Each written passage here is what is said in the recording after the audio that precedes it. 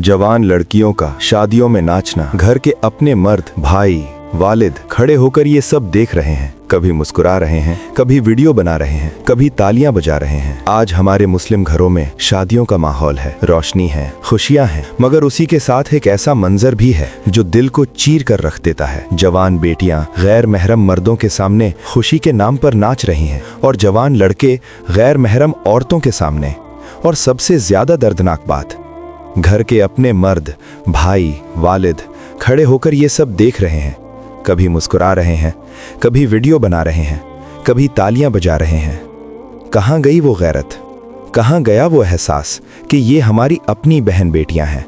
क्या हम भूल गए कि इस्लाम ने औरत को इज्जत दी है, उसे तमाशा बनने के लिए नहीं भेजा, और मर्द को जिम्मेदार बनाया है, निगहबान बनाया है, ना कि तमाशबीन।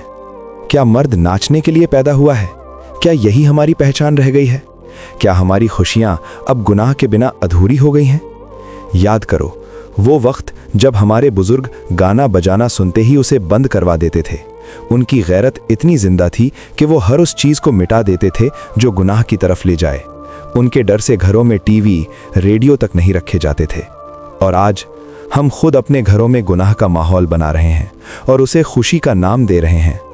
कुरान में अल्लाह ताला फरमाता है, ए नबी, मोमिन मर्दों से कह दो कि वो अपनी निगाहें नीची रखें और अपनी शर्मगाहों की हिफाजत करें। सूरे अन-नूर 24-30।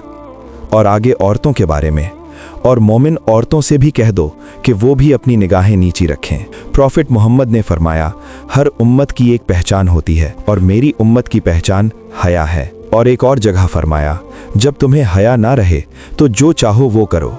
सही बुखारी। यानी हया चली जाए तो फिर इंसान हर हद पार कर देता है। मेरे अजीज भाइयों और बहनों, ये पोस्ट किसी की बेइज्जती के लिए नहीं, बल्कि अपने दिलों को जगाने के लिए है। आज हम उस दौर में जी रहे हैं जहां गुनाह को गुनाह नहीं समझा जाता, बल्कि उसे ट्रेंड, एंटरटेनमेंट और खुशी का नाम दे दिया गया है। दुनिया के हालात हमारे सामने हैं, हर तरफ बेचैनी, डर, अनसर्टनिटी। किसी को नहीं पता अगला पल हमारा होगा या नहीं। अगर आज भी हम अल्लाह की तरफ ना लौटे तो याद रखो, अल्लाह को हमारी कोई ज़रूरत नहीं। वो अपने दीन का काम हमसे लेकर किसी और से ले लेगा। और अगर तुम मुंह मोड़ोगे तो अल्लाह तुम्हारी जगह किसी और कौम को ले आएगा। सूरे मोहम्मद 47-38। सवाल सिर्फ इतना है, क्या हम वाकई मुसलमान हैं या सिर्फ नाम के?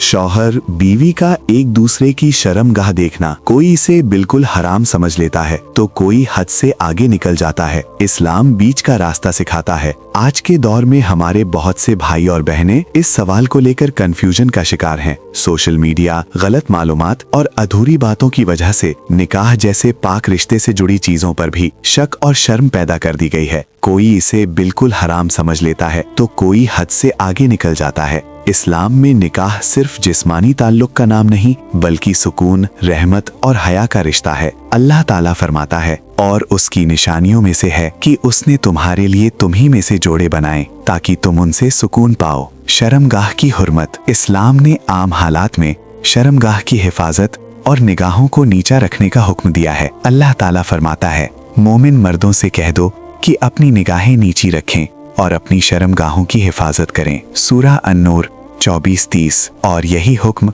औरतों के लिए भी है। फिर शौहर बीवी के बीच क्या हुक्म है? उलमाए किराम की अक्सर राय के मुताबिक निकाह के बाद शौहर और बीवी एक दूसरे के लिए हलाल हैं, इसलिए शरई तौर पर एक दूसरे की शर्मगाह देखना जायज है। लेकिन यहाँ एक बहुत अहम बात समझना जरूरी है। जायज होना और बेहतर होना दोनों में फर्क है। बेहतर, आहसन तरीका क्या है? इस्लाम हया को बहुत ऊंचा मकाम देता है। आप रसूलुल्लाह ने फरमाया, इसीलिए उलमा फरमाते हैं कि अगरचे देखना जायज है, लेकिन हया, पर्दा और अदब को बरकरार रखना बेहतर और अफसल है। इसे आदत बना लेना या बेहयाई की शक्ल देना इस्लामी रूह के खिलाफ है। असल पैगाम क्या है? इस्लाम ना तो फितरत को दबाता है और ना बेहयाई की इजाजत देता है। शौहर बीवी का रिश्ता पाक है, मगर उस पाकीज़गी की हिफाजत हया से होती है। जहाँ हया रहेगी वहाँ मोहब्बत में बरकत रहेगी।